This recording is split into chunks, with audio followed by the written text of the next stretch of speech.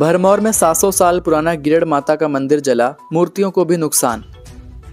हिमाचल प्रदेश के चंबा जिले के भरमौर विधानसभा क्षेत्र की ग्राम पंचायत खुंदेल के गिरड़ में चट्टान पर निर्मित 700 साल पुराना गिरड़ माता मंदिर आग की भेंट चढ़ गया। अग्निकांड शुक्रवार दोपहर बाद 3:30 के करीब हुआ। मंदिर में अचानक उठी आग की लपटों के चलते देखते ही देखते पूरा मंदिर जलकर राख हो गया। मंदिर के भीतर संगमरमर, ब्लैक स्टोन समेत पीतल की मूर्तियों को नुकसान पहुंचा। वहीं देवदार की लकड़ियों पर काष्ठ कला से निर्मित मंदिर के जलने से लाखों का नुकसान हुआ है। जिले और प्रदेश भर के लोगों की आस्था के प्रतीक मंदिर में आग लगने के कारणों का पता नहीं चल पाया है। आशंका है कि मंदिर में बिजली के शॉर्ट सर्किट की वजह से आग लगी होगी। अंदरोल होने के चलते गिरड़ माता मंदिर के कपाट दिसंबर से लेकर 13 अप्रैल तक बंद है। सूचना मिलने के बाद ग्रामीणों ने मौके पर पहुंचे और रोते बिलखते मंदिर में लगी आग को अपने स्तर पर बुझाने के प्रयास आरंभ किए। देर रात तक मंदिर में लगी आग को बुझाने में लोग जुटे रहे।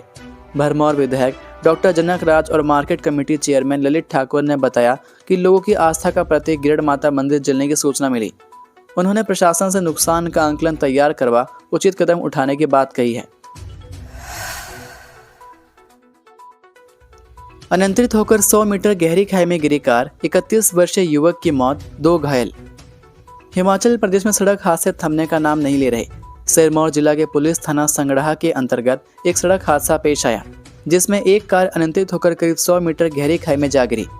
इस भीषण हादसे में एक युवक की मौके पर ही मौत हो गई, जबकि 2 अन्य लोग घायल हुए हैं। जानकारी के अनुसार गुरुवार को एक कार में सवार 3 व्यक्ति डेबरघाट से वापस लौट रहे थे। शाम करीब 7:45 पर जब उनकी गाड़ी सतियाई नाला के पास पहुंची तो अचानक अनियंत्रित होकर गहरी खाई में जा गिरी। हादसे के तुरंत बाद स्थानीय लोगों ने राहत कार्य शुरू किया और तीनों सवारों को खाई से निकालकर सामुदायिक स्वास्थ्य केंद्र संगड़ाह पहुंचाया।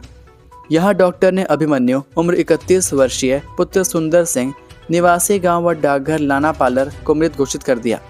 वहीं कार चालक अशोक, उम्र 28 वर्षीय, की गंभीर स्थिति को देखते हुए उसे मेडिकल कॉलेज नाहन रेफर कर दिया गया, जबकि तीसरे घायल संजय कुमार, उम्र 35 वर्षीय, का उपचार किया जा रहा है।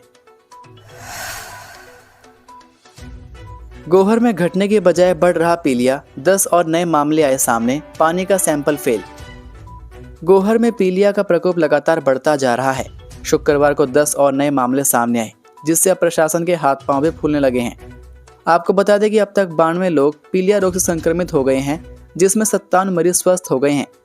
प्रशासन ने जल शक्ति और स्वास्थ्य विभागों को निर्देश दिए हैं कि वे पीलिया के कारणों का पता लगाएं और आवश्यक कार्रवाई करें। विभागों ने भी जल स्रोतों और भंडारण से जारी होने वाली आपूर्ति पर अधिक निगरानी कर दी है। पानी के सैंपल भरे जा रहे हैं।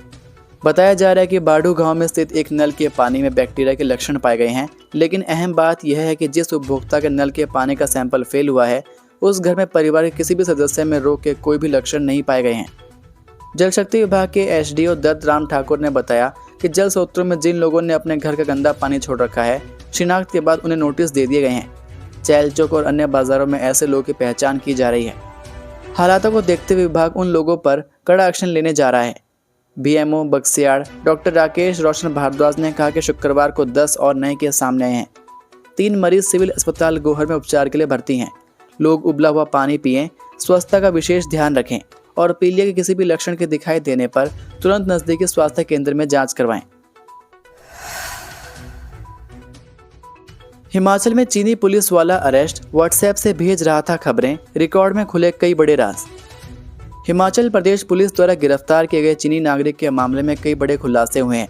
जैसे जैसे जांच आगे बढ़ रही है, वैसे वैसे सुरक्षा एजेंसियां भी ज्यादा चौकन्नी हो रही हैं। इस मामले में आए दिन एक से बड़ा एक चौंकाने वाला खुलासा हो रहा है, जिसने जांच को और गंभीर मोड़ दे दिया है। दरअसल चीनी नागरिक के रिकॉर्ड खंगालने में जुटी पुलिस टीम को अब उसके फोन की जांच के दौरान बड़ी लीड हाथ लगी है। इस पूरे मामले में सबसे हैरान करने वाली बात आरोपी का संपर्क करने का तरीका है। जब पुलिस और केंद्रीय खुफिया एजेंसियों ने उसके मोबाइल फोन की फोरेंसिक जांच करवाई तो पता चला कि उसने चीन में किसी भी सामान्य मोबाइल कॉल के जरिए बात नहीं की। आरोपी सिर्फ इंटरनेट आधारित कॉलिंग ऐप्स का इस्तेमाल करता था। ऐसे ऐप्स के जरिए की गई कॉल्स को ट्रैक करना आसान नहीं होता, जिससे उसकी लोकेशन और संपर्कों का पता लगाना जांच एजेंसियों के लिए मुश्किल बन गया है। फिलहाल पुलिस ने आरोपी का लैपटॉप, मोबाइल फोन और दूसरे इलेक्ट्रॉनिक सामान अपने कब्जे में ले लिए हैं।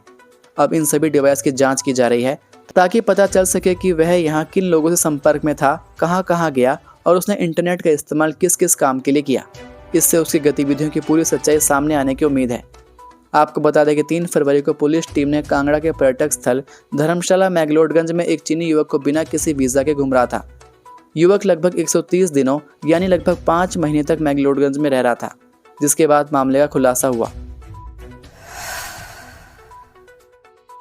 1 मार्च से स्कूलों में छात्रों के मोबाइल इस्तेमाल पर लगेगा बैन, पकड़े जाने पर होगा भारी जुर्माना। मुख्यमंत्री सुखविंदर सिंह सुक्खू ने बिलासपुर जिले के घुमारवीं में नेशनल हैंडबॉल प्रतियोगिता के समापन अवसर पर उपस्थित जनसमूह को संबोधित करते हुए कहा कि राज्य सरकार विद्यार्थियों को गुणात्मक शिक्षा प्रदान करने के लिए अनेक क्रांतिकारी कदम उठा रही है ताकि वे वैश्विक स्तर पर प्रतिस्पर्धा कर सकें।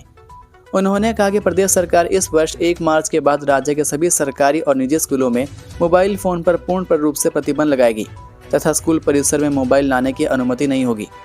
उन्होंने कहा कि यदि किसी विद्यार्थी के पास मोबाइल पाया गया तो उस पर 500 रुपये का जुर्माना लगाया जाएगा, मोबाइल जब्त किया जाएगा और उसके माता पिता को स्कूल बुलाकर समझाया जाएगा। बार बार नियम तोड़ने पर तय SOP के तहत अनुशासनात्मक कार्रवाई की जाएगी, जिसके लिए शिक्षा विभाग जल्द ही मानक प्रक्रिया तैयार करेगा।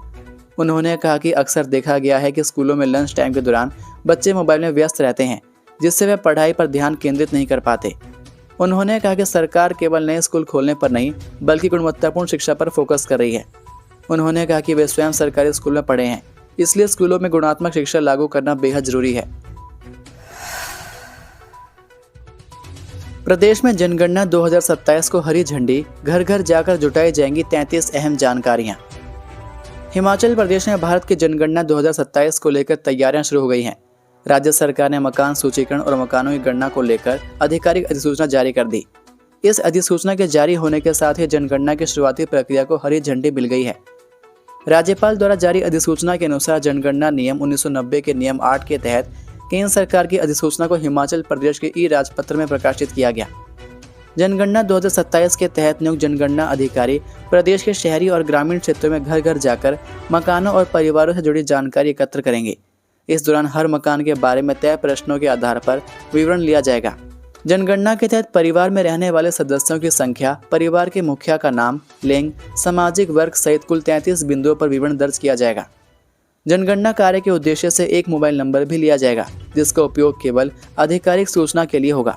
सरकार के अनुसार जनगणना से जुटाई गई यह जानकारी हिमाचल प्रदेश में भविष्य की योजनाओं, विकास कार्यों, आवास, पेयजल, सड़क, स्वास्थ्य, शिक्षा और अन्य बुनियादी सुविधाओं की योजना बनाने में अहम भूमिका निभाएगी। यह पूरी प्रक्रिया जनगणना अधिनियम 1948 के प्रावधानों के तहत की जाएगी और एकत्र की गई जानकारी को पूरी तरह गोपनीय रखा जाएगा। ये थे आज के मुख्य समाचार।